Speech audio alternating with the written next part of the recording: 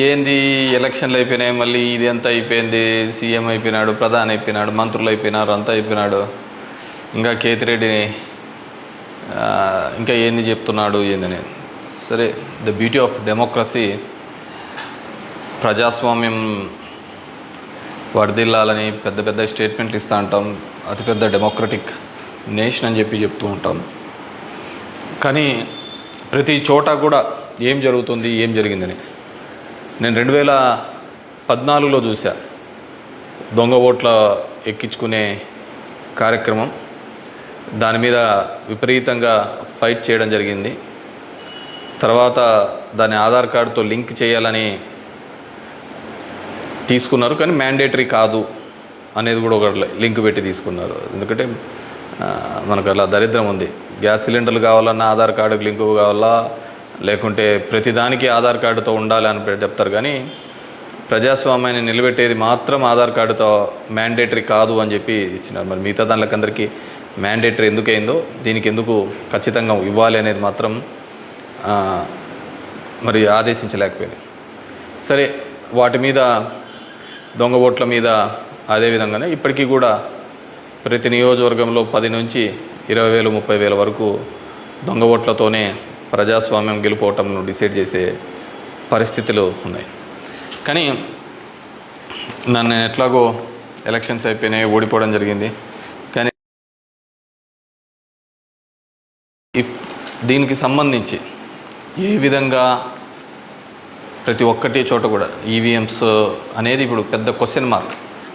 ఏం జరుగుతుంది, ఏ విధంగా అని చెప్పేసి డే 1 ఈ ఎలక్షన్ ప్రాసెస్ అంతా కూడా మనం చూస్తే తప్ప, ఎలక్షన్ ప్రాసెస్ చూస్తే కరెక్ట్ ఎలక్షన్స్కి ఒక వారం 10 రోజుల ముందు, నోటిఫికేషన్కి వారం 10 రోజుల ముందు అక్కడున్న ఎలక్షన్ కమిషన్ మెంబరు గోయల్ అనే అతను రిజైన్ చేస్తాడు. ఎందుకు రిజైన్ చేస్తాడో, ఏ దానికి చేస్తాడో తెలీదు. తర్వాత అంతకుముందు వరకు ఉన్న ఒక చట్టం, ఒక ఎలక్షన్ కమిషన్లో ఒక మెంబర్ని అపాయింట్ చేయాలన్న అనే దానికి ప్రధానమంత్రి, ప్రతిపక్ష నాయకుడు, చీఫ్ జస్టిస్ ఆఫ్ ఇండియా ఈ ముగ్గురు సమక్షంలో ఎన్నుకోవాల్సిన దాన్ని మళ్ళీ ఒక కొత్త చట్టం తీసుకొని వచ్చి ప్రతిపక్ష నాయకుడు, ప్రధానమంత్రి, క్యాబినెట్ సహచరుడు అని పెట్టి తీసుకొని వచ్చి ఒక కొత్త వ్యక్తిని తీసుకొని రావడం జరిగింది. అది మనం అందరం కూడా చూడడం జరిగింది. కానీ ఏం చేస్తారంటే బ్యూటీ ఆఫ్ డెమోక్రసీ, ఏ విధంగా కావాలంటే వాళ్ళ ఆ విధంగా చేయడం జరిగింది.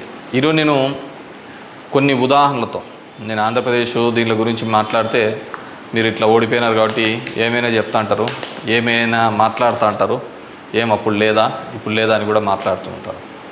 నేను ఇంతకుముందు కూడా చెప్పా, ఏ విధంగా కేవలం ఒకటి మాత్రమే ప్రశాంత్ కిషోర్ ఏ విధంగా చెప్తాడు, కేకే సర్వే అనే వాళ్ళు ఏ విధంగా చెప్తారు, లేకుంటే అశ్విని దత్ అనే అతను ఏ విధంగా చెప్తాడు 160 అని చెప్పేసి. ఎందుకంటే ప్రజల నాడి ఎవరికి దొరకలేదు, అందలేదు అనేది వాస్తవం. అలాంటప్పుడు వీళ్ళు ఏమాత్రం గ్రౌండ్ రిపోర్టు చేయని వీళ్ళకి ఏ విధంగా తెలుస్తుంది. వన్ థింగ్ ఏదైనప్పటికీ కూడా నేను కొన్ని పత్రికల్లో వచ్చిన ఆర్టికల్స్, అదేవిధంగా మిగతా దానిలోకి వచ్చిన ఆర్టికల్స్ని దృష్టిలో ఉంచుకొని మీ ముందు కొన్ని ఉదాహరణలు తీసుకొని రావదలుచుకున్నాను. ఇక్కడ చూసినామంటే తమిళనాడు రాష్ట్రంలో తిరువల్లూరు నియోజకవర్గంలో ఇది పార్లమెంట్ వైజ్గా నేను చెప్తున్నాను, టోటల్ 14,30,738 ఓట్లు పోల్ అయింటే, కానీ ఈవీఎం మాత్రం కౌంట్ చేసినప్పుడు 14,13,941 ఓట్లు 47 ఓట్లు చూపించాడు. అంటే 16,791 ఓట్లు కౌంటింగ్ చేసిన దానికంటే పోలైన ఓట్లు తక్కువగా ఉన్నాయి తిరువల్లూరు అనే విధంగా. అదేవిధంగా అస్సాంలో చూస్తే 10,760 ఓట్లు తగ్గినాయి. అంటే వీళ్ళు కౌంట్ చేసిన దానికి, వీళ్ళు ఈవీఎంలో ఇచ్చిన దానికి పోలింగ్ అయిన దానిలోకి చూస్తే, పోలింగ్ అయినది చూస్తే 12,40,306 అయితే ఈవీఎంలో కౌంట్ చేసిన దానిలకు 12,29,546 ఓట్లు ఉన్నాయి, 10,760. ఒడిస్సా ధనకల్ అనే చోట 11,93,460 ఓట్లు ఈవీఎంలలో పోలయింటే ఈవీఎంలు కౌంట్ చేసినప్పుడు మాత్రం 11,84,033 9,427. అదేవిధంగా గుంటూరు మన ఆంధ్రప్రదేశ్లో చూస్తే 14,11,989 పోలయింటే కౌంటింగ్ చేసినప్పుడు 14,04,061 ఓట్లు 7,928 ఓట్లు పోలైన దానికంటే ఈవీఎంలలో తక్కువగా కనపడడం జరిగింది. అదేవిధంగా ఎక్సెస్ వచ్చినాయి, అంటే పోలైన దానికంటే ఈవీఎంలలో ఎక్సెస్ రావడం జరిగింది. ఆ సంఖ్య చూస్తే అస్సాంలో కరీంగంజ్ అనే చోట చూస్తే 11,36,538 ఈవీఎంలలో పోలయింటే ఎంచే టైంకి 11,40,349 అంటే 3,011 ఓట్లు పెరిగినట్టు కనపడినాయి. అదేవిధంగా ఒంగోలులో చూస్తే ఈ 13,99,707కి కౌంట్ చేసినప్పుడు 14,11,174 ఓట్లు. అదేవిధంగా ఒడిశా దాంట్లో బలాస్పూర్, మధ్యప్రదేశ్లో మండ్లా, అదేవిధంగా బీహార్లో బుక్సర్, ఇవన్నీ చోట పోలైన ఓట్ల కంటే ఈవీఎంలలో పెరిగిన ఓట్లు ఇవి. అదేవిధంగా ఇక్కడ పోలైన ఓట్ల కంటే ఇక్కడ తగ్గిన ఓట్లు. ఇది ఓవరాల్గా కూడా చెక్ చేసుకుంటే వచ్చిన విషయం. రెండో దానికి చూస్తే టోటల్ ఈ విధంగా చూస్తే దేశవ్యాప్తంగా 140 నియోజకవర్గాల్లో ఈ విధమైన ఓటు డిఫరెన్సెస్ జరిగినట్టు మొత్తం దీనిలో ఫామ్ 17C దీనిలోకి చెక్ చేసిన చోట మనము చూడడం జరిగింది. పైకెత్మా. అదేవిధంగా ఈ విధంగా 16,000 ఓట్ల నుంచి ఈ విధంగా చేయడం జరిగింది. మే 25 ఈసీ రిలీజ్ చేసిన దాని ప్రకారము ఒక్క నిమిషం, ఇవన్నీ కూడా చిన్నవి మాక్ ఓటింగ్లలో జరిగినవి ఇవన్నీ అని చెప్పేసి వాళ్ళు చెప్పడం జరిగింది. ఇంకా ఏమంటే ఫామ్ 20 ఇంకా ఇంతవరకు ఆన్లైన్లో కూడా అప్లోడ్ కాలే. మామూలుగా ఇవన్నీ ఆన్లైన్లో అప్లోడ్ కావాల్సిన విషయం. ఎందుకో అవన్నీ చెప్పచ్చు, లక్షల మెజార్టీలలో వస్తున్నప్పుడు ఈ 1000, 2000, 3000 ఎందుకు ఈ విధంగా అని చెప్పేసి నేను దానిలో కూడా కొన్ని ఉదాహరణలు చెప్తాను.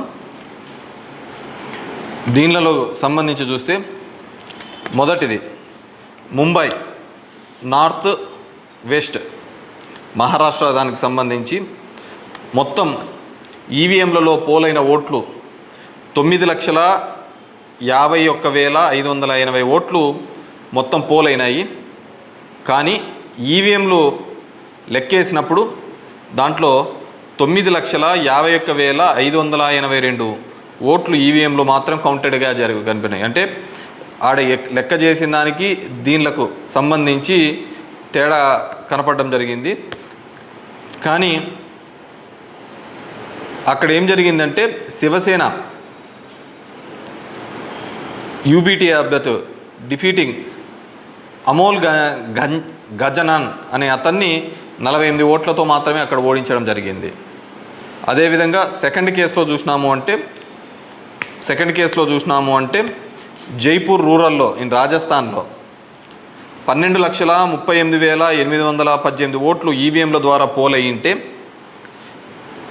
పోలయింటే కానీ ఈవీఎంలలో లెక్కించినప్పుడు మాత్రం అది 12,37,966 ఓట్లుగా మాత్రమే చేయడం జరిగింది. 852 ఓట్లు అక్కడ కౌంట్ కాలే. 852 ఓట్లు అక్కడ కౌంట్ కాలేదు. బీజేపీకి సంబంధించిన రావు రాజేందర్ సింగ్ అనే అతను ఈ సీట్ని గెలవడం జరిగింది. అతను గెలిచిన దానికి మార్జిన్ 1,615 ఓట్లు, 1,615 ఓట్లతో ఆయన గెలవడం జరిగింది. 1,600. కానీ అక్కడ వచ్చిన తేడా 852. ఇది ఇట్లా మారిపోయినా ఇది ఇట్లా గెలిచిందో అంటే ఆ లోయెస్ట్ మార్జిన్. ఎందుకని థర్డ్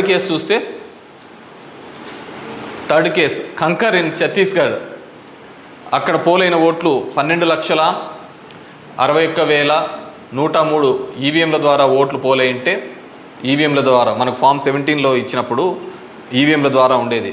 కానీ లెక్కేసినప్పుడు 12,60,153 ఓట్లు అక్కడ కౌంటెడ్ అని 950 ఓట్లు ఆడ కౌంట్ చేయలే, మిస్ అయినాయి. ఎట్లా మిస్ అయినాయో తెలియటంలే, ఎక్కడ కనపడటంలే. దాని ద్వారా బీజేపీకి సంబంధించిన భోరరాజ్ నాగ్ అనే ఇతను గెలవడం జరిగింది. 1884 ఓట్లతో గెలవడం జరిగింది ఇతను. Fourth case Farrukhabad in Uttar Pradesh. 10,32,244 EVM ఓట్లు పోల్డ్ అయితే, కానీ ఈవీఎంలలో చెక్ చేస్తే ఫామ్ 17 ఒక విధంగా ఉంది, దీనిలో చెక్ చేస్తే 10,31,740 ఈవీఎం ఓట్స్తో ఉన్నాయి. 460 ఓట్లు కౌంట్ చేయలేదు. ముఖేష్ రాజ్పుత్ అనే అతను గెలిచినది 2,678 ఓట్లతో. ఇటు గెలుపోవటంలో కంటే మార్జిన్ కంటే అసలు ఈ ఓట్లన్నీ ఎక్కడికి పోతున్నాయి, ఎక్కడికి మిస్ అయిపోతున్నాయి. అండ్ ఈ కేసులలో చూస్తే ఇవి అసలు వీవీప్యాట్లను కౌంట్ చేయాలని, అదేవిధంగా 100% ఇవన్నీ మాల్ ఫంక్షన్గా జరుగుతున్నాయని చెప్పినా కానీ మార్జినల్ ఎర్రర్ అని, అదేవిధంగా సర్ప్లస్ ఓట్లు ఎందుకు వచ్చినాయనే విషయాన్ని ఇంతవరకు కూడా ఎలక్షన్ కమిషన్ చెప్పలేకపోయింది. అదేవిధంగా పార్లమెంట్ వైజ్గా ఎక్కడ తగ్గినాయి, ఏ విధంగా అని చెప్పేసి ఇంతవరకు ఒక స్టేట్మెంట్, ఒక రీజనబుల్ స్టేట్మెంట్ కూడా ఇవ్వలేకపోయింది. ఈవీఎంలలో ప్రతి దానిలోనూ కూడా ప్రతి పార్లమెంటుకు సంబంధించి ఈ విధంగా తక్కువ ఎక్కువ వచ్చినట్టు కూడా వాళ్ళు చూపించలేని పరిస్థితి. ఎందుకంటే ఇది గెలుపోవటంలో సంబంధించిన సమస్య కాదు. ఎలక్షన్ కమిషన్ ఇంకా ఫామ్ 20 అనేది అప్లోడ్ కాకపోవడం, ఎలక్షన్ కమిషన్ కేవలం ఒక 10 రోజుల ముందు ఎందుకు అతను రిజైన్ చేసినాడు, ఏ కారణాల వల్ల రిజైన్ చేసినాడు, ఎన్నుకునే పద్ధతిలో పాత పద్ధతి తీసేసి కొత్త పద్ధతి ద్వారా ఎందుకు ఎన్నుకోవాల్సి వచ్చింది, ఎందుకు మిగతా వాళ్ళందరూ కూడా చాలా అర్లీగా ఇది 400 అని ప్రిడిక్ట్ చేస్తూ ఒక భావన చెప్పడం. మనం టీవీలలో కూడా చూసినామంటే ఆంధ్రప్రదేశ్లో 9:30-10 కల్లా కూడా అసలు కౌంటింగ్లో అనేది ఒక రీజనబుల్ రానిదే 100, 150, 120 అని ప్రొజెక్ట్ చేసినారు. అసలుకు వైసీపీ సీట్లు 25 కంటే దాటి చూపిలా. అసలుకు మొదట అర్ధ గంటలోనే మొత్తం నియోజకవర్గం అంతా ఏ విధంగా చూపిస్తారు, మొత్తం రాష్ట్రం అంతా ఏ విధంగా రిప్రజెంట్ చేస్తారు. సో ఆ విధంగా రిప్రజెంట్ చేయడానికి ఏంటంటే బేసిక్గా అక్కడున్న ఏజెంట్లు కావచ్చు, అధికారులు కావచ్చు, వన్ సైడెడ్గా పోవడం కోసం ఆ విధంగా చేసినారు. ఆ విధంగానే ఉండడంతో ఆల్మోస్ట్ వాళ్ళందరూ కూడా 10:30 నుంచి బయటికి రావడం మొదలుపెట్టినారు. ఏం జరిగింది అనేది అసలు ఎవరికే కానీ అర్థం కాలేదు. టీవీలలో చూసినాము అంటే అసలు 8:30 అంటే 9:30 కల్లా 100-150 సీట్ల లేక వచ్చేసినాయని ఎలివేషన్స్ అన్నీ ఇవ్వడం జరిగింది.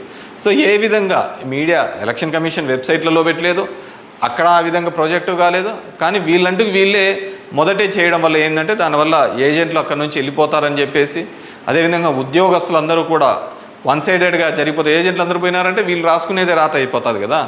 సో ఆ విధంగా అబ్జల్యూట్ మెజారిటీస్ ఇదైతే అంటది. అదేవిధంగా సో ఇదంతా కూడా మనం నిజమైన ప్రజాస్వామ్యంలో దొంగ ఓట్ల మీద ఉన్నామా, లేకుంటే ఈవీఎంలో మిషనరీస్ మీద పనిచేస్తున్నామా, నాకు ఓడిపోయినానని నేను బాధతో కాదుగా చెప్తున్నానని కానీ అందుకే నేను ఆంధ్రప్రదేశ్ స్టేట్ గురించి ఎక్కడ చెప్పలే. దేశంలో జరిగినది వివిధ దీనిలలో చెప్పేది. ప్రశాంత్ భూషణ్ కూడా ఆయన సీనియర్ లాయర్గా కూడా ఆయన కూడా పోరాడుతున్న సందర్భం చూసాం. సో ఇది మనం మాట్లాడకపోతే, ఎందుకంటే మేము ఎక్కడైనా ఊర్లలో పోయినా కానీ, ఊరు నుంచి వచ్చినా కానీ, టౌన్లో కానీ మిగతా వాళ్ళన్నా మేము వేసామని చెప్తున్నారు. మరి వేసింటే ఓట్లు ఎక్కడికి పోయినాయి, ఎవరికి పోయినాయి? ఎక్కడి నుంచో వచ్చి 3,000తో గెలుస్తామని చెప్పేసి ధర్మవరంలో 2 నెలల నుంచి చెప్తున్నారు. ఏ విధంగా ఆ ఫిగర్ అచీవ్ అయ్యి 3 నెలల నుంచి చెప్తుంటారు? So it's a big question mark. So there is completely ఏదో ఒక సెక్షన్లో అయితే మ్యానిపులేషన్ జరిగింది. ఇప్పుడు ఏం చేసేది ఎందుకు కాదు, కానీ జస్ట్ ప్రజలందరూ కూడా మనం అందరం వివేకంగా ఆలోచించుకొని డెమోక్రసీ ప్రజాస్వామ్యాన్ని ఇదే పెట్టుకుంటూ పోతా అంటే మోడీ 3 అవుతుంది, మోడీ 4 అవుతుంది, మోడీ 5 అవుతా ఉంటుంది. ఇంక జనం యొక్క ఓటుకు దాని విలువకు ఎటువంటి విలువ ఉండలేని పరిస్థితి మనం చూడగలుగుతాం. So these are all planned and స్క్రిప్టెడ్గా అంతా కూడా జరిగిందని పూర్తిగా నేను నమ్ముతున్నాను. పబ్లిక్ జనం కూడా అదే విధమైన ఆలోచనలతో ఉన్నాయని నమ్ముతున్నాను. వాట్ ఎవర్ మేబీ నాకు కూడా ఈ 5 ఏళ్ళు కూడా జనాలు మీరు ఇంకా తిరిగినే చాలు, చేసినే చాలు, ఇది చాలు అని చెప్పేసి ఒక బ్రేక్ ఇచ్చినట్టుగా ఉంది. కానీ బ్రేక్ ఇచ్చినా తప్ప నాకు రాజకీయాలు తప్ప వేరేది ఏమీ తెలియదు కాబట్టి డెఫినెట్గా నా గొంతును వినిపిస్తూనే ఉంటాను. అన్ని విధాలుగా కూడా ఎక్కడెక్కడ ఏ తప్పులు జరుగుతున్నా కానీ, అది నియోజకవర్గ వ్యాప్తంగా కావచ్చు, రాష్ట్ర వ్యాప్తంగా కావచ్చు, దేశవ్యాప్తంగా కావచ్చు, ఖచ్చితంగా ఇంకా ఇట్లా కాకుండా నేనేం వేరే వాళ్ళను బూతులు తిట్టేది ఇంకోటి ఆ అవసరం లే. జనాలకు ఎంతో కొంతమంది కన్నా సరే నాకు తెలిసిన విషయాన్ని షేర్ చేసుకోవాలనేది ఒక ఆలోచన విధానంగా అనుకున్నాను. డెఫినెట్గా ఐ విల్ కంటిన్యూ దట్. ఎందుకంటే చూస్తున్నాం అక్కడక్కడ జరిగినవి ఇవన్నీ కూడా. ఐ వాంట్ టు గివ్ ఎన్నుకున్న ప్రభుత్వానికి కూడా వాళ్ళకు కూడా మనం కూడా ఒక 6 months మనం కూడా టైం ఇవ్వాలి. వాళ్ళు ఏం చేస్తారు, వాళ్ళు ఇచ్చిన మాటను ఏం చేస్తారు, ఏ విధంగా కట్టుబడి ఉంటారు అనేది చూడాలి. ఎన్నెన్నో వాగ్దానాలు ధర్మవరానికి ఇచ్చినారు, రాష్ట్రానికి ఇచ్చినారు, చాలా వాగ్దానాలు ఇచ్చినారు కాదు అవి ఎంతవరకు నెరవేరుస్తారు, లేదు కేవలం కక్ష సాధింపు చర్యలతోనే మిగిలిపోతారా, ఇవన్నిటినీ కూడా కాలమే సమాధానం చెప్తుంది. సో అప్పుడు end of the day who is the best అనే పద్ధతికి మనం అందరం కూడా మాట్లాడుకుంటామని చెప్పేసి తెలియజేసుకుంటూ, ఈ ఈవీఎంస్లో జరిగిన ప్రతి ఒక్కటి కూడా మీ దృష్టికి తీసుకొని రావాలనే ఒక ఆలోచన. నాకు తెలిసిన డిఫరెంట్ పేపర్లలో ఆర్టికల్స్ డిఫరెంట్ వాళ్ళు ఇచ్చిన ఇన్పుట్స్ ప్రకారం నేను చెప్తున్నాను. సో ప్రతి ఒక్కరికి ఓటు హక్కు కల్పిస్తానన్న ఈసీ మరి ఇన్ని టోటల్ ఓట్లు వేసిన దానిలో చూస్తే దేశవ్యాప్తంగా 362 నియోజకవర్గాల్లో 5,54,598 ఓట్లు మిస్ అయినాయి, కనపడటం లేదు. అది అంటే అది హెచ్చుతగ్గుల్లో కావచ్చు, దీనిలో కావచ్చు, కరెక్ట్గా రాకుండా అన్ని ఓట్లు మిస్ అయినాయి. మరి ఈ ఓట్లని ఎక్కడికి పోయినాయి? సో ఇదే పద్ధతిలోనే మొత్తం నడవాల్సిన పరిస్థితే అనేది కూడా మనమందరం కూడా ప్రజాస్వామ్యంలో ఉన్న ప్రతి ఒక్కరు కూడా మనమందరం కూడా ఆలోచించుకొని భవిష్యత్తులో దీని మీద మాట్లాడకపోతే నిశ్శబ్దంగా ఉన్నాము, వచ్చింది మన గవర్నమెంట్ ఎగలాడదామని, ఇంకోటి వచ్చింది ఇది అని చెప్పేసి వాళ్ళు చేసినారు. సరే, సదరన్ పార్ట్ ఆఫ్ ఇండియాలో కొత్తగా తీసుకొని వచ్చినారు, కులం మతం అనే దాని మీద రాజకీయం తీసుకొని వచ్చినారు. కానీ ఇవన్నిటినీ కూడా ఆలోచించాలి. డెమోక్రసీని మళ్ళీ మనమందరం కూడా నిలబెట్టాలి అంటే కూడా ఇవన్నిటినీ కూడా ప్రజలు ఆలోచించుకొని వారి గలం ఇప్పి వారందరూ కూడా వీటి మీద మాట్లాడాల్సిందిగా కోరుతున్నాను. Thank you.